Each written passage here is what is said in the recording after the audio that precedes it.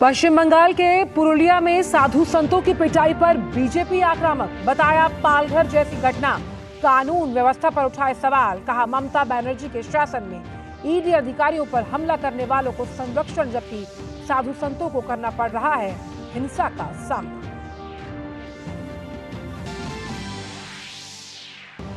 दिल्ली शराब घोटाला मामले में पेशी से बच रहे मुख्यमंत्री अरविंद केजरीवाल को ईडी ने भेजा चौथा समन। 18 जनवरी को बुलाया पूछताछ के लिए। बीजेपी ने कहा जांच से भागना शर्मनाक।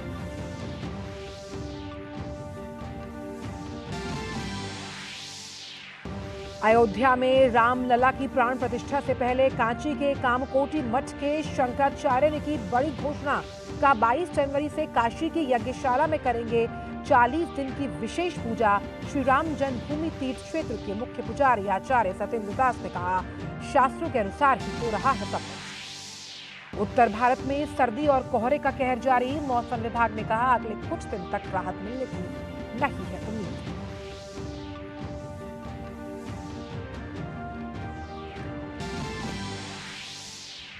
ताइवान में राष्ट्रपति और संसद के लिए डाले जा रहे हैं वोट। अमेरिका और चीन समेत तमाम देशों की है पैनी नजर।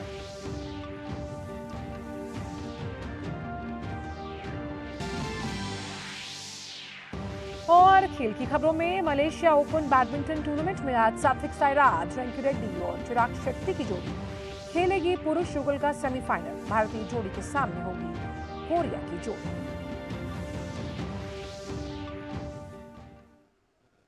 नमस्कार, आप देख रहे हैं डीडी न्यूज। मैं हूं आतिल गुलाटी गुंबर। आइए अब जानते हैं इन सभी खबरों को विस्तार के साथ। पश्चिम बंगाल के पुरुलिया जिले में साधुओं के एक ग्रुप को भीड़ द्वारा पीटने का वीडियो सामने आया है। ये वीडियो सोशल मीडिया पर वायरल हो रहा है। पश्चिम बंगाल के पुरुलिया में भीड़ द्वारा हमला किए जाने पर जो आरोप लगाने वाले साधु मधुर गोस्वामी हैं, उन्होंने कहा कि जब हम गंगा सागर जा रहे थे तब अचानक भीड़ ने हमारी कार रोकी और हमसे मारपीट की। जैसे हम जा रहे थे गंगा सागर के लिए, रास्ते में अचानक गाड़ी को रोका, हम लोगों के साथ में धक्का मुक्की की और मारपीट की और गाड़ी को तोड़ फोड़ कर दिया। पुलिस प्रशासन गया, हमको थाने में रख दिया। इस पूरे घटनाक्रम पर बीजेपी हमलावर है। पश्चिम बंगाल भाजपा के अध्यक्ष सुकांता मजूमदार ने ममता बनर्जी सरकार को निशाने पर लिया। उन्होंने एक्स पर लिखा, पुरुलिया से चौंकाने वाली घटना। गंगा सागर जा रहे साधुओं को टीएमसी से जुड़े अपराधियों ने निर्वस्त्र कर पीटा। ये पालघर जैसी घटना है।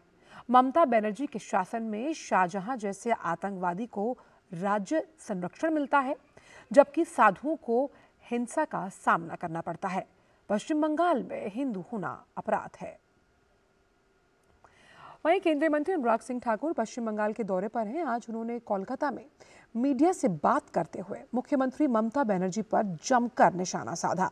अनुराग ठाकुर ने कहा कि तुष्टीकरण की राजनीति ने ऐसा माहौल बना दिया है कि राम मंदिर का शिलान्यास हो तो पश्चिम बंगाल में कर्फ्यू जैसी स्थिति खड़ी हो जाती है।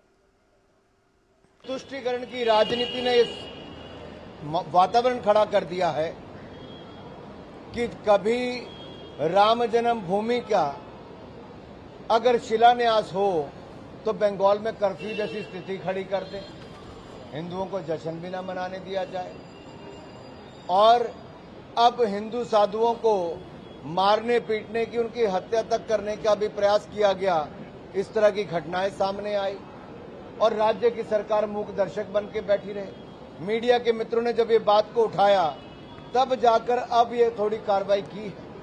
सवाल ये खड़ा होता है कि तुष्टीकरण की राजनीति पश्चिम बंगाल को कहां लेकर जा रही है और आखिरकार ये हिंदू विरोधी सोच क्यों है। पुलिस अधिकारी पर भी भ्रष्टाचार के आरोप लगे हैं, मदद करने के आरोप लगे, तो उनको बचाने के लिए पश्चिम बंगाल की मुख्यमंत्री सड़कों पर उतर आती है। दूसरी ओर जो भ्रष्ट नेता हैं उनको पकड़वाने की बजाय बचाने का काम पश्चिम बंगाल की सरकार और नेता करें तो इससे बड़ा दुर्भाग्य क्या होगा। पश्चिम बंगाल के पुरुलिया में साधुओं पर हुए हमले पर भाजपा, बंगाल सरकार और टीएमसी नेतृत्व पर लगातार हमलावर है।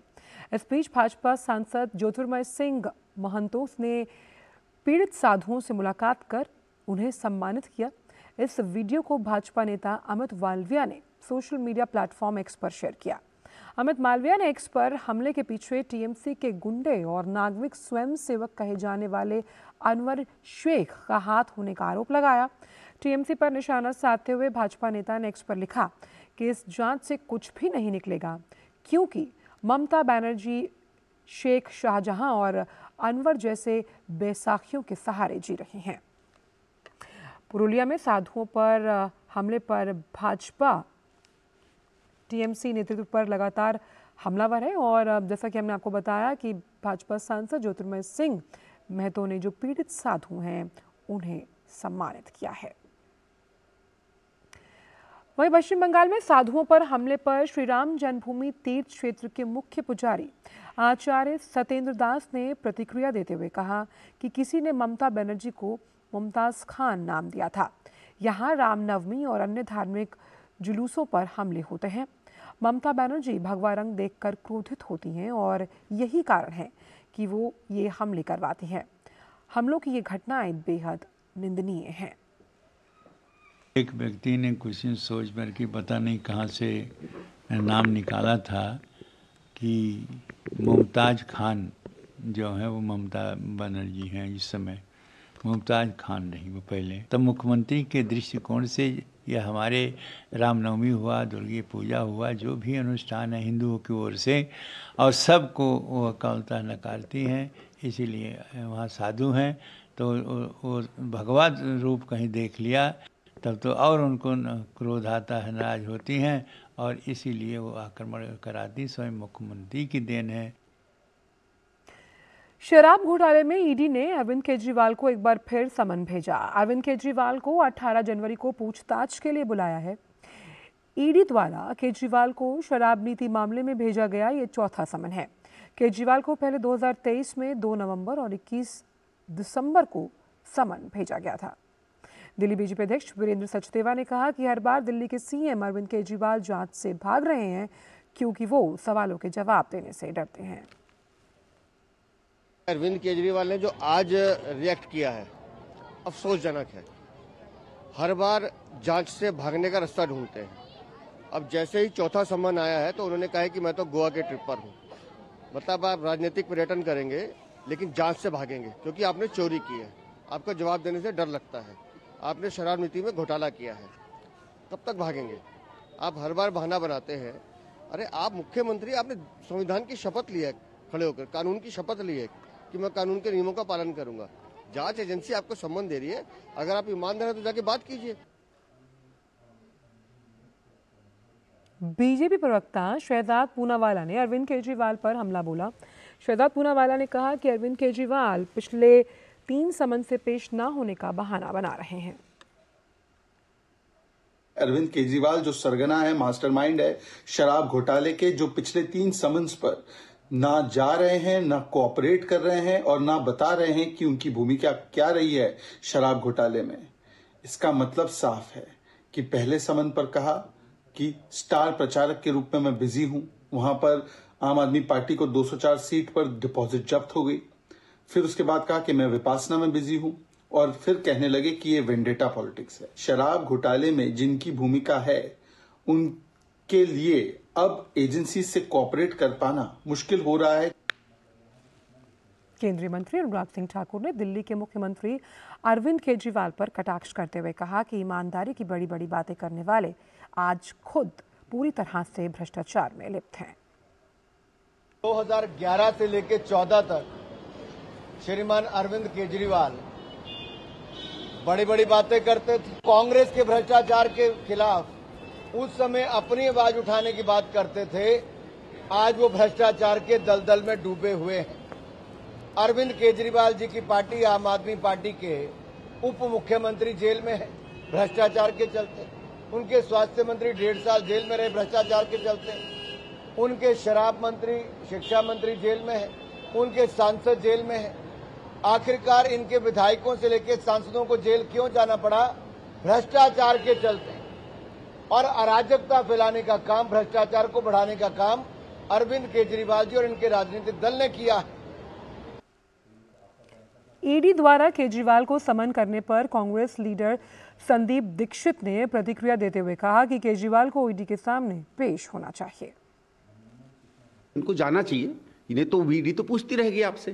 भाई ईडी के पास जहाँ तक मुझे जानकारी है, मैंने कुछ ये जितने अधिवक्ता हैं, लॉयर्स हैं, उनसे भी बातचीत टेलीविज़न पे और जगहों पे सुनी है कि ईडी अगर आपको बुलाता है तो आपको जाना पड़ता है।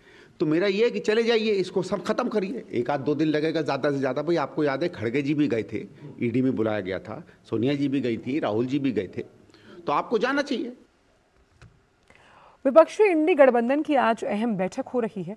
बैठक में 14 दलों के नेता मौजूद हैं और बैठक में संयोजक के नाम पर आज मोहर लग सकती है। बैठक में कांग्रेस की तरफ से सोनिया गांधी, मल्लिकार्जुन खड़गे एवं राहुल गांधी, एनसीपी से शरद पवार और सीपीआईएम से सीताराम येचुरी मौजूद हैं। इंडी गठबंधन की वर्चुअल बैठक में पश्चिम बंगाल के मुख्यमंत्री और टीएमसी प्रमुख ममता बनर्जी के अलावा उद्धव ठाकरे मौजूद नहीं हैं।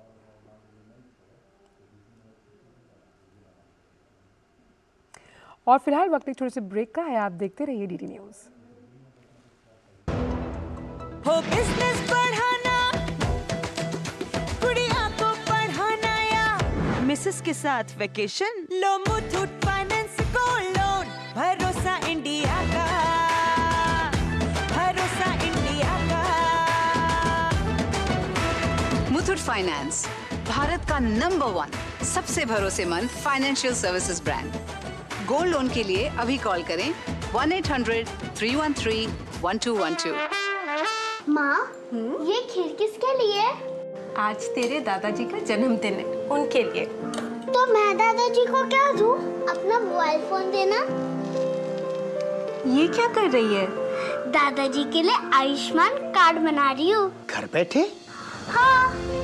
आयुष्मान ऐप पर जाकर अपना या परिवार के सदस्य का नाम लाभार्थी सूची में ढूंढें, आधार, ओटीपी या फेस ऑथ द्वारा ऑथेंटिकेट करें, डिटेल्स भरें, अब मोबाइल से फोटो खींचकर अपलोड करें।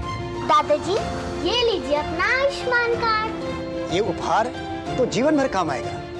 और एक प्रकार से पीएम जय अब गरीबों की जय बन गई है। 5 लाख तक के मुफ्त उपचार की गारंटी, स्वास्थ्य का वरदान आयुष्मान। नई वॉशिंग मशीन। अच्छा है। क्या हुआ? अरे शॉपिंग पे 2000 का कैशबैक मिला है, बस क्यूआर कोड स्कैन करना है। अच्छी धुलाई होगी, है ना? बैंक अकाउंट की पैसे रिसीव करते समय क्यूआर कोड स्कैन, पिन या ओटीपी की जरूरत नहीं पड़ती, वो सिर्फ पेमेंट के लिए चाहिए होती है। इसलिए अनजान कोड या लिंक से सावधान रहिए और नुकसान से बचिए। बच गए धुलाई से। ये नई धुलाई।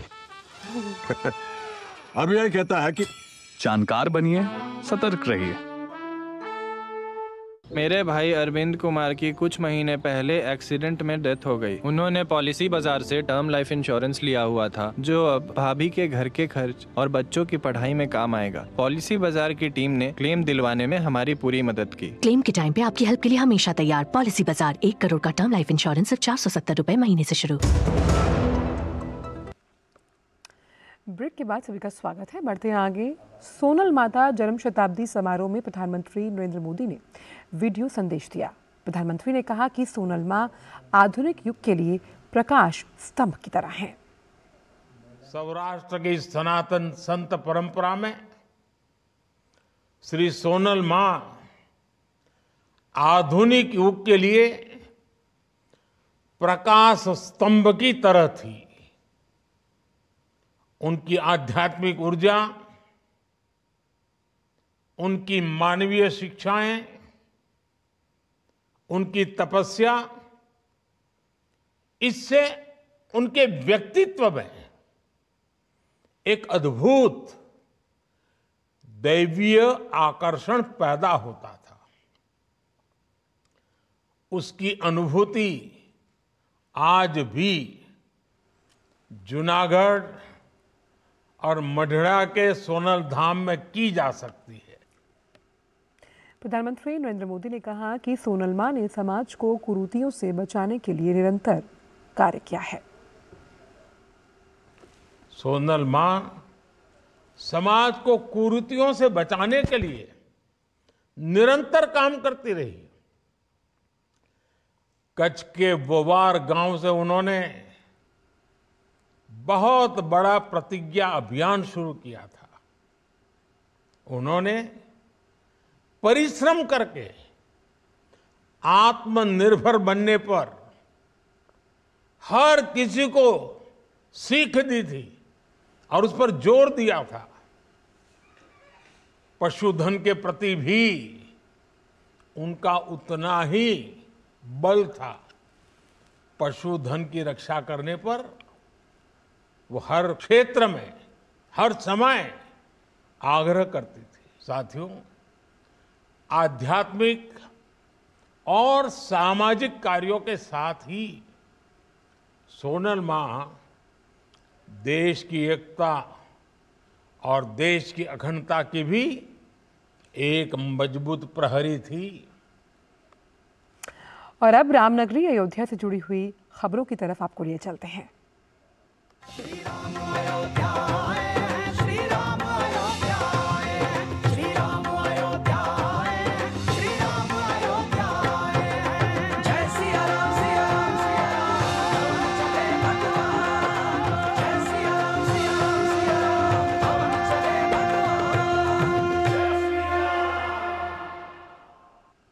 अयोध्या में 22 जनवरी को रामलला की प्राण प्रतिष्ठा के लिए तैयारियां जोरों पर हैं।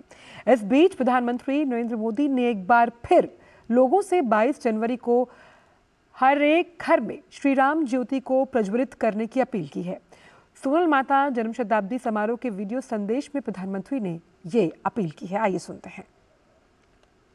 हम सब कल्पना कर सकते हैं कि आज जब अयोध्या में 22 जनवरी को श्री राम मंदिर में प्राण प्रतिष्ठा का कार्यक्रम होने जा रहा है तो श्री सोनल मां कितनी प्रसन्न होगी। आज इस अवसर पर मैं आप सभी से 22 जनवरी को हर एक के घर में शाम को श्री राम ज्योति प्रज्वलित करने का आग्रह भी करूंगा। और अयोध्या में रामलला की प्राण प्रतिष्ठा से पहले कांची कामकोटी मठ के शंकराचार्य ने बड़ी घोषणा की। उन्होंने कहा कि 22 जनवरी से काशी की यज्ञशाला में 40 दिन की विशेष पूजा होगी। उन्होंने कहा कि प्रधानमंत्री नरेंद्र मोदी विशेषकर देश के तीर्थ स्थानों के विकास करने में श्रद्धा रखते हैं। उन्होंने केदारनाथ और काशी विश्वनाथ मंदिर के प्रांगण का विस्तार भी किया है। काशी स्थित अच्छे वैदिक के विद्वान लोग, गणेश शास्त्री द्रविड़ एवं लक्ष्मीकांत दीक्षित जी के नेतृत्व में 100 से अधिक अच्छे विद्वत लोग वहाँ यज्ञशाला का पूजा का हवन का कार्यक्रम शुरू करेंगे। वर्तमान सरकार के अध्यक्ष प्रधानमंत्री नरेंद्र दामोदर दास मोदी जी विशेष करके भारत के तीर्थ क्षेत्रों का विकास में श्रद्धा रखते हैं। अयोध्या में प्राण प्रतिष्ठा समारोह में कांग्रेस नेताओं के शामिल नहीं होने के सवाल पर श्री राम जन्मभूमि तीर्थ क्षेत्र के मुख्य पुजारी आचार्य सत्येंद्र दास ने प्रतिक्रिया दी। उन्होंने कहा कि सब कुछ शास्त्रों के अनुसार किया जा रहा है। कांग्रेस समारोह में शामिल ना होने के लिए केवल बहाने बना रही है। कुछ यहाँ हो रहा शास्त्र के अनुकूल ही हो रहा है, शास्त्र के विपरीत कुछ नहीं हो रहा है। तो इस प्रकार के सोचना और ऐसा कहना कि अधूरा है, अधूरा नहीं है। जो भाग में रामलला का प्राण प्रतिष्ठा होगी और स्थापित होंगे वो पूर्णतया व्यवस्थित हो गया, बन के तैयार हो गया है। इसलिए शास्त्र सम्मत है, शास्त्र के विपरीत नहीं है। और यह जो कह रहे हैं कि एक बहाना बनाना है नए आने के लिए, कि शास्त्र सम्मत नहीं है। भगवान राम के राजनीतिक इस्तेमाल पर श्री राम जन्मभूमि तीर्थ क्षेत्र के मुख्य पुजारी आचार्य सत्येंद्र ने यह भी कहा कि राजनीति धर्म नीति है। भाजपा ने भगवान राम को अपना बनाया और आज उनके पास उनका आशीर्वाद है।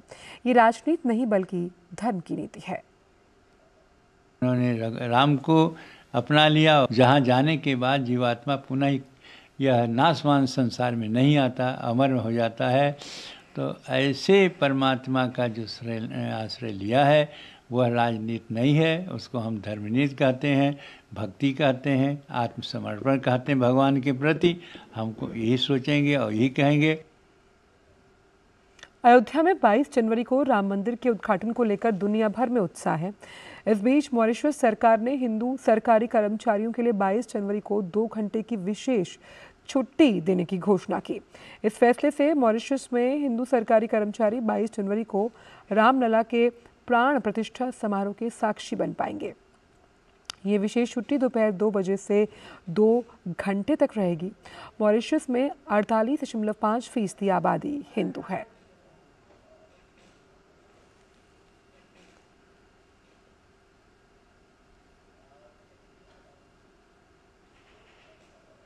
प्रधानमंत्री श्री प्रवीण कुमार जगन्नाथ जी और हमारी सरकार जो हिंदू भाई बहन जो गवर्नमेंट में काम करलन सब उन लोगों के वन ऑफ स्पेशल लीव 2 घंटा 2 बजे से मिलेगा। अयोध्या में बन रहे भव्य श्री राम मंदिर का उद्घाटन 22 जनवरी को होने वाला है। श्री राम मंदिर ने धार्मिक पर्यटन को नई ऊंचाइयां दी हैं। धार्मिक स्थलों के बारे में जानने के लिए इच्छुक जो लोग हैं उनकी संख्या तेजी से बढ़ रही है। ऑनलाइन ट्रैवल प्लेटफॉर्म मेक माई ट्रिप के अनुसार पिछले 2 साल में धार्मिक जगहों के बारे में सर्च करने वालों की संख्या में लगभग 97% जो है उसमें बढ़त देखी गई और साल 2021 से 2023 के बीच लोग यात्राओं के लिए धार्मिक स्थलों को ही तरजीह दे रहे हैं। इनमें भी आकर्षण का केंद्र अयोध्या है। साल 2021 से 2023 के बीच अयोध्या के अलावा लोगों ने उज्जैन, बद्रीनाथ, अमरनाथ, केदारनाथ, मथुरा, द्वारकाधीश, हरिद्वार के बारे में सबसे ज्यादा सर्च किया है। राम मंदिर को लेकर स्वामी विवेकानंद का वैचारिक दर्शन इन दिनों चर्चा में है। विवेकानंद के संदर्भ में प्रधानमंत्री नरेंद्र मोदी द्वारा विकास और विरासत को एक साथ लेकर चलने की प्रतिबद्धता और देश की धार्मिक समदृश्यता के विषय पर हमारे संवाददाता ओपी यादव ने बात की है विदेश एवं संस्कृति राज्य मंत्री मीनाक्षी लेखी से। आइए सुनते हैं। अयोध्या में जैसे जैसे भव्य राम मंदिर की प्राण प्रतिष्ठा की घड़ी नजदीक आ रही है वैसे पूरा देश राम भक्ति के धुन से सराबोर है। अभी ये इस विषय पर बात करने के लिए हमारे साथ मौजूद है विदेश राज्य मंत्री और संस्कृति राज्य मंत्री मीनाक्षी लेखी जी। मैडम, विवेकानंद का राष्ट्रवाद का दर्शन और सनातन की संस्कृति का प्रचार बहुत पहले उन्होंने किया था। आज युवा दिवस है, आप पधारें, क्या कहेंगे राम मंदिर, राष्ट्र मंदिर और विवेकानंद के सपनों का भारत? देखिए, विवेकानंद जी के सपनों का भारत वही था जो कि विचार आज प्रधानमंत्री जी ने हम सबके आगे रखा और वो विचार है कि विकास भी और विरासत भी। विकास और विरासत को उस समय पर जब भारत अंधकार में था और हर तरीके की कुरीति से जूझ रहा था तो स्वामी विवेकानंद जी ने युवाओं के मन में एक अलग जगाई। स्वामी विवेकानंद जी के जीवन का जो मूलभूत विचार था उसको लेकर हम आगे बढ़ रहे हैं। तो यही प्रेरणा हम सबकी प्रेरणा रहे। बतौर विदेश राज्य मंत्री आपने भारत की सांस्कृतिक समृद्धता है उसको अंतर्राष्ट्रीय स्तर पर प्रचारित और प्रसारित किया और यही वजह कि आज जब भव्य श्री राम मंदिर के प्राण प्रतिष्ठा का टाइम आ रहा है तो न केवल भारत बल्कि पूरी दुनिया से उत्साह का माहौल, आपके पास भी बहुत क्वेरी आ रही होगी यहाँ आए, तो क्या कहेंगे भारत अंतर्राष्ट्रीय स्तर पर सांस्कृतिक समृद्धता का प्रतीक फिर से गुरु बन के बन रहा है? देखिए, हम तो बात करते हैं भारत एक मित्र के रूप में सबके सामने आया। जब जिसको कोई मुश्किल आई हमने अपने कर्तव्य का पालन करते हुए सबकी मदद करने का काम किया। सबकी सहायता की वजह से हमारे भारतीयों के बारे में सबके विचार बहुत उत्तम है। देश की 65% से अधिक आबादी युवाओं की और इसी के दम पे हम 2047 में विकसित राष्ट्र का सपना लेके चल रहे हैं। विवेकानंद की जयंती है, किस तरह देखते हैं भविष्य को? मैं इसे एक अवसर के रूप में देखती हूँ क्योंकि किसी भी देश को आगे बढ़ने के लिए कौशल की भी आवश्यकता है और शक्ति की भी आवश्यकता है। तो अगर हमारे जो युवा हैं वो शक्ति उनके पास होगी क्योंकि फिज़िकल एनर्जी तो उनमें ज़्यादा रहती है और जब वो सही विचार लेकर सही दिशा में बढ़ेंगे तो खुद ब खुद वही रास्ता देश का रास्ता भी होगा, क्योंकि युवा जिस रास्ते को अपनाते हैं उसी पर देश चल पड़ता है। तो ये केंद्रीय विदेश राज्य मंत्री मीनाक्षी लेखी, जिनका मानना कि देश की 65% से अधिक आबादी युवाओं की है और इसी युवा शक्ति के दम पर हम न केवल विश्व गुरु सपना बनने का देख रहे हैं, बल्कि भव्य श्री राम मंदिर के जरिए अंतर्राष्ट्रीय स्तर पर भारत को सांस्कृतिक गुरु बनाने का काम भी कर रहे हैं। मेरे सहयोगी कैमरामैन AK के साथ मैं OP Yadav, DD news, Delhi. और अब बात भारत के पहले स्वदेशी हल्के टैंक जोरावर की, जिसका परीक्षण शुरू हो गया है। रक्षा अनुसंधान एवं विकास संगठन DRDO को उम्मीद है कि इसे जल्द ही भारतीय सेना को सौंपा जा सकता है। रक्षा अधिकारियों ने बताया कि अपने नए इंजन के साथ लाइट टैंक को बनाने का काम शुरू हो गया। टैंक को 100 किलोमीटर से ज़्यादा दूरी तक ले जाया गया। सेना ने 59 जोरावर लाइट टैंकों के उत्पादन और आपूर्ति का ऑर्डर DRDO को दिया। लार्सन एंड टूब्रो के साथ मिलकर बनाए जा रहे हैं और इस लाइट टैंक को पहले रेगिस्तान और ऊंचाई वाले स्थानों पर परीक्षण के लिए दिसंबर तक भारतीय सेना को सौंपा जाना था, लेकिन जर्मनी से इंजन आपूर्ति में देरी की वजह से प्रोजेक्ट में थोड़ा विलंब हुआ। भारतीय सेना एक अलग प्रोग्राम के तहत 295 और हल्के टैंक खरीदने के लिए टेंडर निकालने वाली है। अधिकारियों के अनुसार भारतीय सेना लद्दाख सेक्टर में अपनी गतिशीलता और युद्धाभ्यास क्षमताओं में सुधार के लिए लाइट टैंक प्रोजेक्ट पर काम कर रही है। खबर ताइवान से, जहां राष्ट्रपति और संसद के लिए मतदान जारी है। ताइवान के राष्ट्रपति त्साई इंग वेन ने वोट डाला, वहीं ताइवान के राष्ट्रपति पद के उम्मीदवार लाई चिंग-ते ने भी मतदान किया। ताइवान में प्रमुख रूप से 2 पार्टियों के बीच मुकाबला है। DPP देश में पिछले 8 वर्षों से सत्ता पर काबिज है। चुनाव पर अमेरिका और चीन के साथ विश्व भर की निगाहें हैं। चुनाव में आगे चल रही डेमोक्रेटिक प्रोग्रेसिव पार्टी के उम्मीदवार लाई चिंग-ते का चीन विरोध कर रहा है। वह देश की स्वतंत्रता के समर्थक माने जाते हैं और ऐसा माना जाता है कि उनके जीतने से स्थिति में तनाव बढ़ सकता है। चीन ने ताइवान के मतदाताओं से कहा कि वे शांति और युद्ध में से किसी एक को चुनें। चीन के खतरे के अलावा भी वोटरों के सामने कई अन्य मुद्दे हैं। इनमें महंगी आवास और धीमी होती अर्थव्यवस्था प्रमुख मुद्दा है। बात मौसम की, समूचे भारत में कड़ाके की ठंड और कोहरे का प्रकोप जारी है। दिल्ली NCR में सुबह घना कोहरा छाया रहा और दृश्यता बहुत कम होने की वजह से रेल तथा हवाई यातायात पर असर पड़ा। मौसम विभाग ने कहा कि अगले कुछ दिन तक ठंड और कोहरे से राहत मिलने की उम्मीद नहीं है। मुंबई से गुवाहाटी जाने वाले इंडिगो की एक फ्लाइट की इमरजेंसी लैंडिंग बांग्लादेश की राजधानी ढाका में करवाई गई। घने कोहरे की वजह से फ्लाइट असम के गुवाहाटी हवाई अड्डे पर नहीं उतर पाई। फ्लाइट को असम शहर से 400 किलोमीटर से अधिक दूर ढाका की ओर मोड़ दिया गया। इंडिगो ने कहा कि परिचालन कारणों से ढाका में गुवाहाटी तक फ्लाइट ऑपरेट करने के लिए दूसरे क्रू मेंबर्स की व्यवस्था की जा रही है। यात्रियों को अपडेट के बारे में सूचित कर दिया गया और उन्हें फ्लाइट के अंदर ही जलपान करवाया गया है। देश भर में आज लोहड़ी का त्यौहार मनाया जा रहा है। लोहड़ी का त्यौहार किसानों के लिए नए साल के रूप में खुशियां लेकर आता है। आज के दिन आग में मूंगफली, तिल, गुड़, गचक और रेवड़ी चढ़ाने का रिवाज है। लोहड़ी का ये खास पर्व फसलों को समर्पित किया जाता है।